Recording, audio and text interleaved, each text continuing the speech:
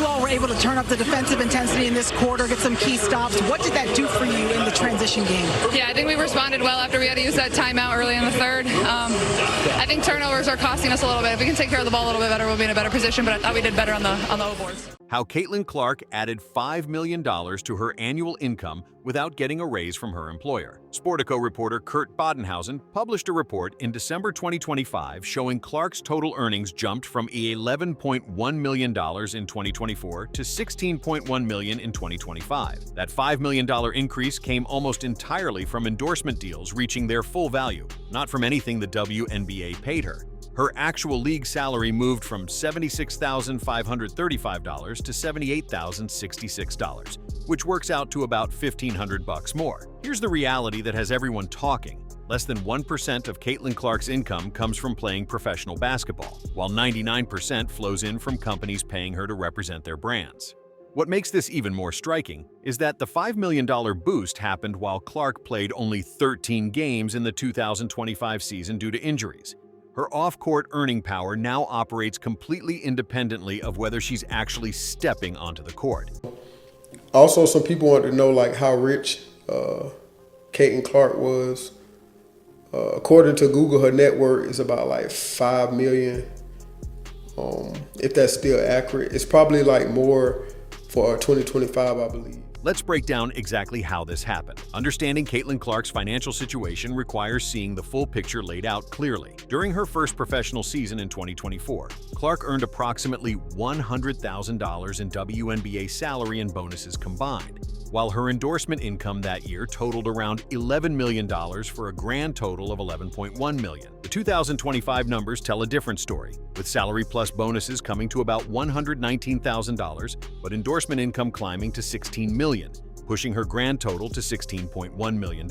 Some context puts this in perspective. The WNBA Supermax salary sits at approximately $249,000 for 2025, which means even the highest paid players in the entire league earn far less than what Clark pulls in from 2025 endorsements alone. The NBA comparison really drives this home.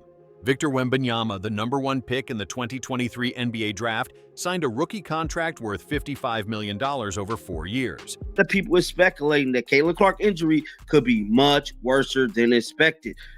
These type of injuries and the way she's been getting these injuries is not normal to have these strains back to back to back like this. And I said this before, Caitlin Clark's mobility is off, bro. I believe she might have came back too fast from the first. We all know the first one went down around the 25th of May. Then she came back and got re-injured around the 4th of July to the 5th, somewhere up in there of July. And then that brings us until now. Caitlin Clark, the #1 pick in the 2024 WNBA draft, signed a 4-year contract totaling $338,056, and that's roughly 0.6% of what Wembanyama received. None of this criticizes Clark personally.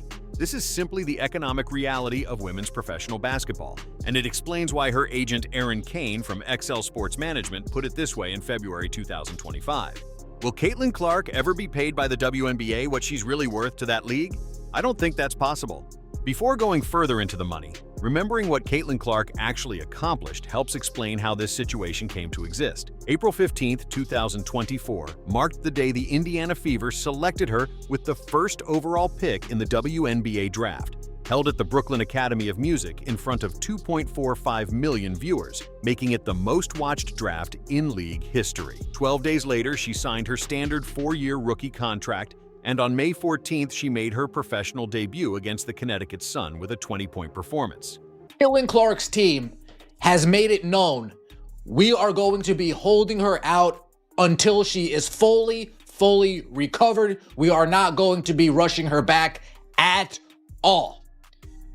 After taking Indiana Fever's advice, eventually Caitlin Clark needs to take matters into her own hands, make decisions for herself, and I believe that's what we are seeing with the team that she now has surrounding her. What followed ranks among the most decorated rookie seasons in WNBA history. Clark averaged 19.2 points per game alongside 8.4 assists per game, which led the entire league, plus 5.7 rebounds. 337 assists broke the WNBA single-season record.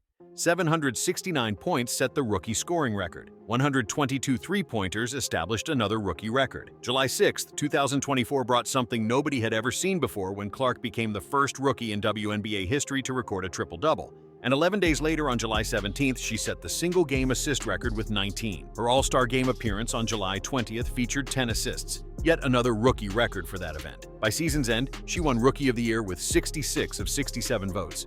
And the Indiana Fever made the playoffs for the first time since 2016. A quad injury interrupted her 2025 season after just 13 games, during which she averaged 16.5 points and 8.8 assists. So, lads, this is not a great look for the Indiana Fever organization. If you've got Caitlin Clark, the star of the Indiana Fever, she's going and seeing whatever about not seeing the Indiana Fever's doctors. Like, it is what it is with that. It is what it is. Like, I think a lot of players and teams get second opinions. But if you haven't seen here, Stephanie White says there's no update on Caitlin Clark or potential timeline. She met with another doctor, but White says she hasn't spoken with the trainer. Her brand value kept climbing regardless of the time missed. $16 million a year flows to Caitlin Clark from a roster of major companies, and Nike sits at the center of it all. Her 8-year deal with Nike is reportedly worth $28 million, which works out to roughly $3.5 million annually. And this stands as the largest sponsorship contract ever given to a women's basketball player. Nike has confirmed her signature shoe will debut in 2026. Wilson Sporting Goods also holds a multi-year partnership that includes her own signature collection. And here's a piece of trivia that might catch you off guard. She's only the second athlete in Wilson's history to receive a signature collection, with Michael Jordan back in the 1980s being the first. Gatorade, State Farm, Panini America, Xfinity, Gainbridge, Lilly, Hy-Vee, Stanley, and Ascension St. Vincent round out her sponsor list. Something interesting happened before her WNBA career even started. Ice Cube's Big 3 League offered Clark $5 million in March 2024 to play in their 3-on-3 league during the WNBA offseason, and reports later suggested that offer climbed to $15 million. She turned it down to focus on the WNBA, which tells you something about her priorities even when serious money sat on the table. And this brings us to a ranking worth noting. Sportico's 2025 list of the 15 highest-paid female athletes in the world shows Clark moving from number 10 to number 6, and she's the only basketball player on that list since tennis players dominate the rankings. A 23-year-old in only her second professional season now earns more than almost any other female athlete on the planet. This is where the story gets really interesting, because the question of what Caitlin Clark actually brings to the WNBA has real numbers attached to it. Ryan Brewer, a finance professor at Indiana University, Columbus, studied this question and came up with a calculation. Clark drove approximately 26.5% of the WNBA's total economic activity in 2024, while her salary that year represented roughly 0.03% of the league's revenue. What she did for the Indiana Fever specifically paints an even clearer picture.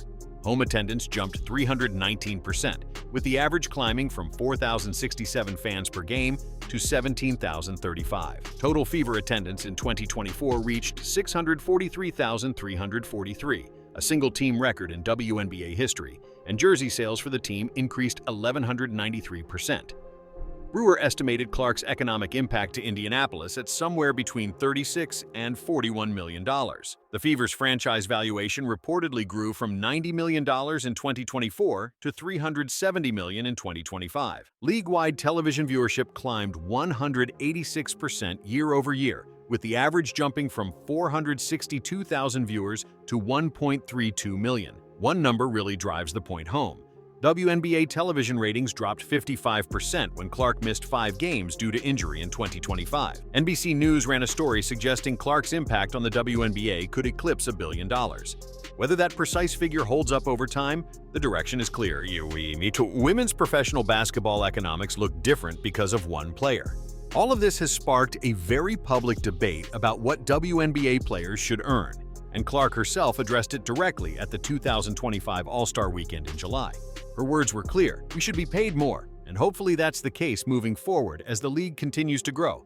That's something that's probably the most important thing that we're in the room advocating about. Nafisa Collier, the vice president of the WNBA Players Association, Put it more bluntly in September 2025 when she told Glamour magazine, "The amount of money that Caitlin Clark has made the league is insane, and she's getting 0% of it." The revenue split backs this up. Current WNBA players receive approximately 9.3% of league revenue, while NBA players receive 49 to 51%. Commissioner Cathy Engelbert has argued that Clark's total compensation looks substantial when you add salary and endorsements together, telling CNBC back in April 2024 that Clark has the ability to make up to $500,000 just in WNBA wages this year, and also has millions and millions of dollars in endorsements.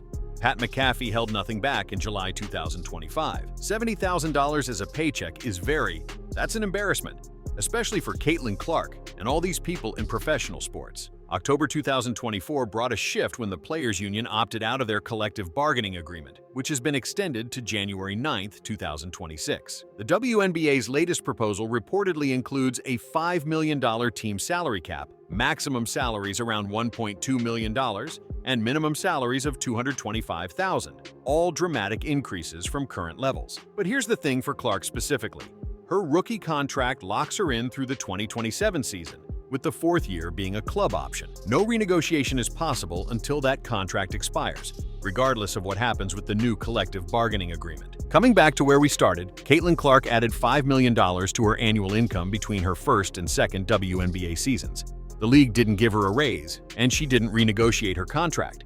The endorsement deals she signed simply reached their full annual value. $16.1 million flows to her each year now. $78,000 of that comes from playing professional basketball, while the rest arrives from Nike, Gatorade, State Farm, Wilson, and a roster of other companies who understand what she's worth to their brands. ESPN analyst Dan Wetzel summed it up in October 2025. It's not Clark who should thank the WNBA for her endorsements. It's the league that should count its blessings that she and the other young charismatic stars are gracing its league. Whether future collective bargaining closes the gap between what players like Clark generate and what they earn remains the defining financial storyline in women's basketball. Caitlin Clark exists in two economic realities at once right now. A league where she earns $78,000 and a marketplace where she's worth $16 million. That $5 million change tells you everything about where women's sports stands right now and where it might be heading.